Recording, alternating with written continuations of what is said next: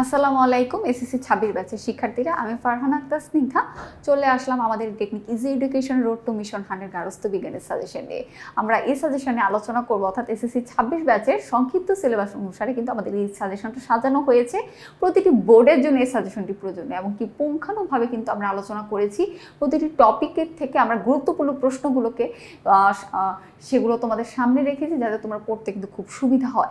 ওকে, আমরা সেই সাজেশনগুলো দেখব। যে দেখো, অধ্যায় আমাদের প্রথম অধ্যায় আছে। প্রথম অধ্যায়ের জ্ঞানমূলক প্রশ্নগুলো আমি প্রথমে রেখেছি, তারপর অনুধাবন এবং কি সংক্ষিপ্ত প্রশ্ন। এবার আমাদের সংক্ষিপ্ত প্রশ্ন একটা নতুন একটা কিন্তু অংশ অ্যাড হয়েছে। তোমরা অনেকে কনফিউজড হতে পারো যে সংক্ষিপ্ত প্রশ্নগুলো আমি কিভাবে পড়বো, কারণ বিগত বছর তো এই সংক্ষিপ্ত প্রশ্ন ছিল না, কিভাবে পড়তে হবে। তো তোমাদের জন্য সেটা কোনো টেনশন নেই। তার জন্য আমি তোমাদের অনুধাবন কি সংক্ষিপ্ত প্রশ্ন দুইটাই কিন্তু একসাথে এখানে সাজিয়েছি, অর্থাৎ যে অনুধাবন এবং কি সংক্ষিপ্ত প্রশ্নের জন্য তোমার আলাদা করে প্রিপারেশনের কোনো প্রয়োজন নেই। আচ্ছা, তো এইভাবে করে আমি তোমাদের মূলত 1, 6, 5, 6, তারপর হচ্ছে যে এরপর রয়েছে 6, 7, 11, তারপর আমি 13, অন্যদিকে আমাদের হয়েছে যে 15। এইভাবে করে প্রতিটি অধ্যায়ের আমি জ্ঞানমূলক অনুধাবন সংক্ষিপ্ত প্রশ্নগুলো কিন্তু সবগুলো সুন্দর করে তোমাদের সামনে কিন্তু রাখা হয়েছে। অর্থাৎ তোমরা খুব সুন্দর করে এই প্রশ্নগুলো কিন্তু তোমরা দাগিয়ে পড়তে পারবে। তোমাদের আর এক্সট্রা করে তোমরা কিভাবে কোন প্রশ্ন পড়বে বই লাইন টু লাইন এখন আর কিন্তু সেই সময়টা নেই।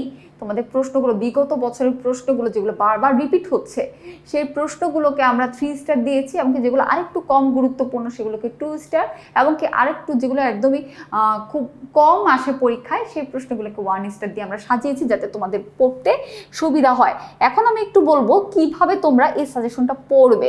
ঠিক আছে, সাজেশন তো দিয়েছি, কিন্তু সাজেশন পড়ারও কিছু নিয়ম আছে। ঠিক আছে, দেখো আমি এটা বলবো যে প্রশ্নগুলো 3 স্টার দেওয়া, তুমি প্রথমে কি করবে, সেই 3 স্টার প্রশ্নগুলো আয়ত্ত করবে। যখন 3 স্টার পড়া শেষ তারপরে তুমি 2 স্টার পড়বে। অর্থাৎ 3 স্টার প্রশ্ন কিন্তু সর্বাধিক গুরুত্বপূর্ণ, এগুলো কিন্তু বিগত বছরের প্রশ্নে রিপিট হয়েছে এবং কি পরীক্ষার সামনের পরীক্ষাও আসবে ইনশাল্লাহ, এটা তো বলাই যাচ্ছে। আমি একদম শিওর যে এই প্রশ্নগুলো বারবার আসবে। আচ্ছা, তা এই 3 স্টার প্রশ্ন যখন পড়বে তারপরে তুমি কি করবে, 2 স্টার পড়বে। 2 স্টার প্রশ্ন শেষ হলে তুমি 1 স্টার পড়া শুরু করবে। অর্থাৎ তুমি এলোমেলোভাবে কোনো প্রশ্ন আমি 1 পড়লাম তারপর 10 নাম্বার প্রশ্ন পড়লাম, এইভাবে করে তুমি কোনো এলোমেলোভাবে পড়বে না। তুমি চেষ্টা করবে প্রথমে যে গুরুত্বপূর্ণগুলো সেইভাবে কিন্তু গুরুত্ব সহকারে আয়ত্ত করবে। এইভাবে করে তোমার বাকি অধ্যায়গুলো তুমি শেষ করবে। আচ্ছা, এইভাবে যখন শেষ করবে, শেষ করার পর সংক্ষিপ্ত প্রশ্ন এবং কোনতম প্রশ্নগুলো যখন শেষ করবে তারপরে তোমাকে আমি কিন্তু গ এবং কি ঘ নং প্রশ্নের জন্য দেখব। কি দেখব?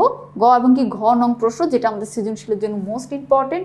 কিভাবে পড়বো, তাই তো, কোন টপিকগুলো, কারণ বই তো এখন পড়ার যেহেতু সময় নেই, লাইন টু লাইন আমার পড়ার সময় নেই, তাহলে কোন টপিকগুলো পড়বো সেটার জন্য আমরা নিয়ে এসেছি সাজেশন।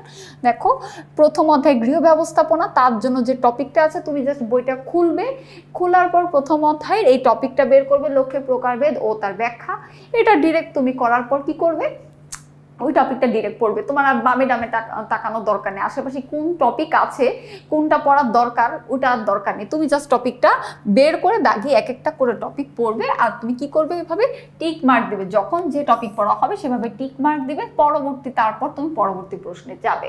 এরপর যদি তুমি কোনো টপিক না বোঝো সেটা তুমি একটা আন্ডারলাইন বা কোনো সাইন দিয়ে রাখলে যাতে পরবর্তীতে তুমি কিন্তু এটা বুঝে নিতে পারো তোমার কোনো শিক্ষকের কাছ থেকে।